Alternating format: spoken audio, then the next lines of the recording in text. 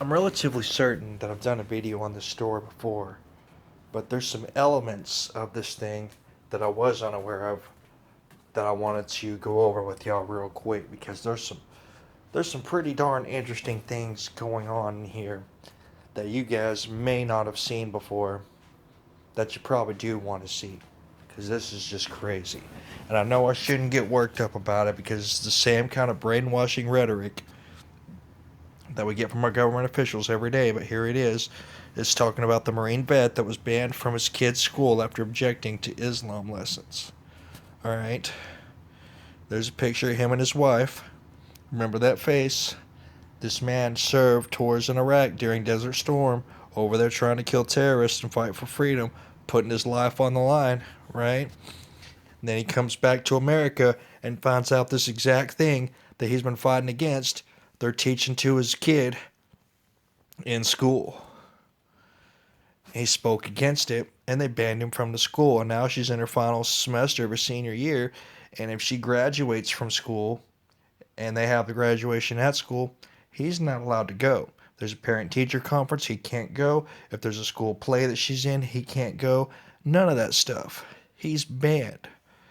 Okay, and they're basically trying to silence this man because he's speaking against them, trying to brainwash children into Islam.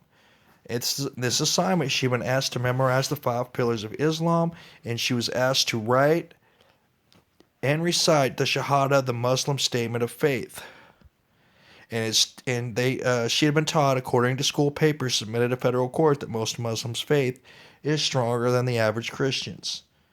That's right.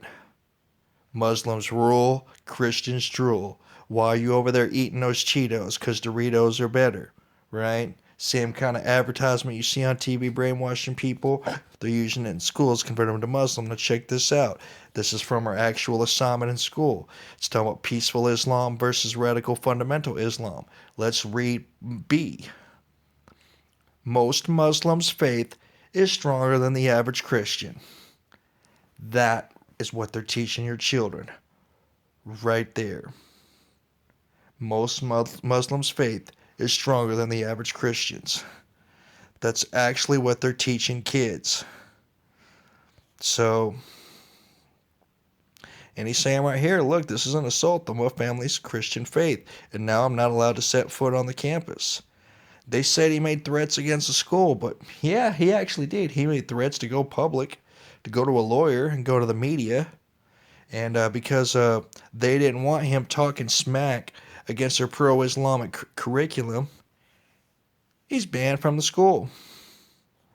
And he's saying that the First Amendment prohibits the promotion of the religion of Islam over other faiths, such as Christianity or Judaism, in public schools. So that means every kid in this school, or any of these schools that's teaching this same assignment, is having their constitutional rights violated. And they're violating his constitutional rights for freedom of speech by banning him from the school to speak out against these pro-Islamic content they're putting in these schools. All right. And this is the other assignment they had. You heard about Virginia, where they were having kids actually write the Islamic prayer in Arabic in schools. That's right, America. Okay. So they're talking about this. They're talking about there's been other places, including Tennessee and Georgia, that have also had some problems with this stuff. And this guy, who's a spokesman for the Council on American Islamic Relations, say this Maryland lawsuit is an example of the anti-Islam campaign that's being waged nationwide in schools. All right, but the schools are the ones that are sitting there saying that Muslims are awesome and Christians suck. But he's sitting there telling you, because people are going against this, they're waging a war against Muslims, right? This is some very complex propaganda brainwashing stuff that our government's been using for years, and how they twist things around. Just like when you want to talk about white cops shooting black kids, all of a sudden you're a racist. They try to twist things around and want you to believe an apple is an orange when you know it's actually an apple. I mean, they talk about the stuff in the Bible, folks. Come on, and it's happening all around.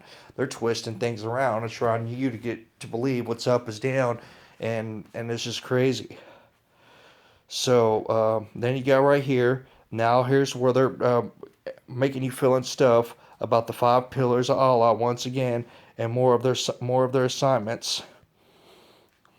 And it says right here, experts say it's especially critical for children to learn about Islam and other world religions now, as fears of terrorism linked to jihad have become increasingly dominant part of the country's political debate. So essentially, what they're saying right here is because there's Muslim jihadist terrorists all over America, that gives them a reason to try to convert your children to be Muslims. That's essentially what they're saying, folks, and this is going on in schools all over America. And this is all thanks to your Common Core, bought and paid for by none other than Bill Gates. That's right, folks, look it up. Bill Gates is paying for all this stuff in billions and billions of dollars. He's rich enough to buy education for our country, and that's what he did, and this is what they are teaching us. These people with all this money are on a different plane. They're using it to shape your children's mind, and you got to ask yourself, is this okay with you? Because it's not okay with me, I guarantee you. So I just wanted to point out what these people are doing, what they're teaching the kids, and what they're saying about what they're teaching to the kids. And this is complete baloney propaganda that they're putting out to try to defend it. It's laughable, it's ridiculous, and it's completely bogus. So anyways, I hope y'all found this interesting. I'll leave a link to the article, and thanks for watching. I'll talk to y'all soon. Goodbye.